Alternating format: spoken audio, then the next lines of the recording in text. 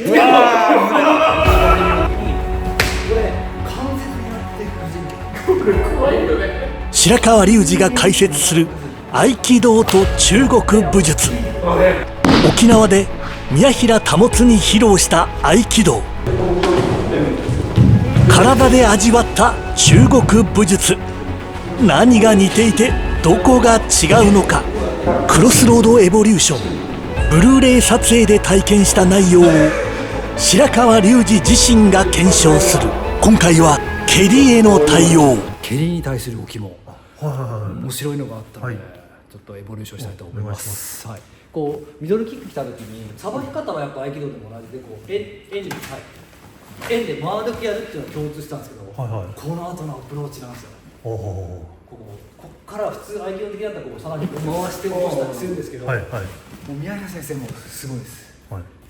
膝にいや関節蹴りでこう関節に向かって躊躇なく言ったあと筋的この発想ってやっぱりなかなかないですよね。履いてるとこ全部やっちゃうね。しかもね、靴履いてね。靴履いて足でこう掴んで普通の発想ですよ。これ足かけちゃいます。普通多分格闘技やられてる方もそうだと思うんですよ。普通掴んだらテイクダウンでここからこっちに体重かけるか、そのままかけるか、それをお願いします。でつまってなんだと思うんですけど、すごいやっぱり宮平先生の場合には履いてるとここれでも白川先生、沖縄でね、いきなり宮平先生にちょっと蹴ってみてくださいって言われて、いきなりガッガッってやられたわけですよね。あの時の気持ちは？いやでも嬉しいですね。本当にそれはこんな返し技があるんだなと思って。すごいですね。もちろん怖いんですよ。怖いんですけど、宮平先生と交流させていただく以上、危険察知能力がいつものコラボの何倍もあるので、どんな防衛が来ても怪我しないように柔らかく対応しようと。すごい。あとは宮平先生もね、慣れてらっしゃるから説明しながらやってくれて、怪我は絶対させないんですよ。そこはそうね。そこは本当に信頼はしていいと思う。でもいきなりだからね。もちろんそこはね、そこは怖いけど、でもちゃんと技自体をコントロールしてくださってるから。でもそれはやっぱ信頼関係ですよね。本当に信頼関係で、白川だったらこれぐらいできるだろうみたいな感じで多分見ていただいたと思うので、いきなり来てもやっぱりちょっとびっくりするとともに嬉しさもありますよね。お会いした時には演舞をずっとされてたじゃないですか。で宮平先生買ってみて、であれで大体分かったんじゃないかな、レベルというか分かってたんですね。どのぐらいできっともしかしたら合気道の技じゃなくて、この人はこのレベルでこれをやっても大丈夫っていうってやってたのかもしれないね、もしかしたらシミュレーションをね。技見ていただいてるんじゃなくて、いや技もそうかもしれないけど、でもそうかもしれないですね。でもそれ力量を見ていたそう確かにですね。今思うとですよ。そうかもしれないです。ちょっともう一回やってみます。キックって言った時にこれ関節狙って不人力怖いよね。ちょっと関節蹴りってなかなか難しいです。ここで関節バーンってやって、あとそしたら一番早いですね。テイクダウンで倒すよりも早いので。俺も終わっちゃうもんね。そうなんですよ。こう今やるともう何もできないもんね。空手家の人でも発想なかなかないんじゃないですかね。いや、やっちゃいけないから、基本的には関節を蹴るっていう発想がやっぱなかなかないですよね。それ中国武術本当はね、いろんな技とか型の中ではここでねやるとかね、いろいろとあることあるんだけど、でも実際そういう稽古しないですもんね。しないですよね。やっちゃいけないからよっぽど上の方にねやれば別でしょうけど、やっぱ精神的なものもありますから、メンタルコントロールもありますから、なかなかこうできる、やっぱそもそもやらないから発想がなくなってくるじゃないですか。ここ筋的とか関節蹴りってやっちゃいけないと思うので、選択肢から勝手に抜けてしまうんですけど、やっぱりこう思い出こういう確かに言われてみれば、片足取ったら一番ね膝蹴れば確かにその通りだと思う。シンプルで破壊。これをやっていいのかな、いけないのかなと思ってたら使えないから、普通に使えるようにしとかないといけないわけですよね。そういう練習もだからやられてるんですよね、向こうはね。やられてるお弟子さんたちもやられてるってことなんですよね。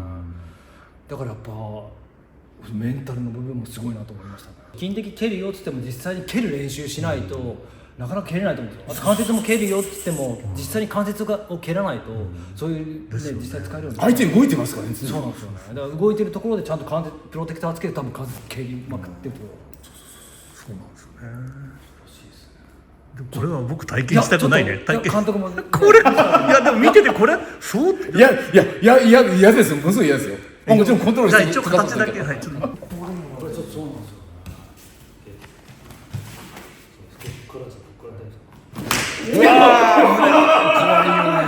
関節でスパッと関節これ今うちですけど、ここ関節のところなんで本当はここを蹴ると。あと筋鉄やってます。ですね。怖いですね。怖いな。普通だから優しさだったらこういうの優しいっていうか普通の選択肢だと思うんですよ。持ってない人が蹴るのが怖くなるんですね。そうですね。もう最初から怖いと思ってるからいけない。逆にこう今の一般的な武道術やってるとなかなかその発想が関節蹴りの発想がないと思うんですよね。結局やっぱり白川先生と今のお話を聞いていると、まあ技術的にもですけれどもやっぱりメンタル的にそのなんていうかなこうタガを外すというか、ですよね。特にこの合気道って安心安全で誰でもできるようにするじゃないですか。逆に危険な技を優しい形に変えるので、そういう発想ないんですよ。私結構関節で思いっきり蹴るとかがないので、ちょっとある種新鮮でもあって、あと自分のこのメンタルをこう持っていくのはちょっと難しいなって感じます。でもその安心安全の合気道の中でずっと育ってきた白川先生がこういう技術を見て、受け入れるっていうことは白川先生の頭の中でもすごいこうずっと YouTube とかやってコラボをやられてる中で脳内のブレイクスルーみたいなのが相当あったんですよね。選択肢の中でもこれ確かにこれもいいな、使うかどうかわかんないとしてもこう技術として素晴らしいなと思いましたね。それこそ美術家の石井東吾先生の技術に近いなと思いました。東吾先生は筋的とあと関節蹴りにすぐ行くじゃないですか。すごいその殺傷能力っていう点ではすごい近いなって言って。確かに。でも取り方はこう円の動きなのでちょっと合気道的な、そうですね。武道的であり武術的である三浦先生両方持っているので素晴らしいなと思いました。はい。これでエボリューションしました。白川先生さっきから思ってるんですけどエボリューションしましたってすごい早口になってるんで私はこれでエボリューションしましたね。エボリューションしましたってなんかすごい早口になってるのでエボリューションこれ宣伝だからエボリューション、はいエボリューションってテロップ入れられるようにはいお願いします。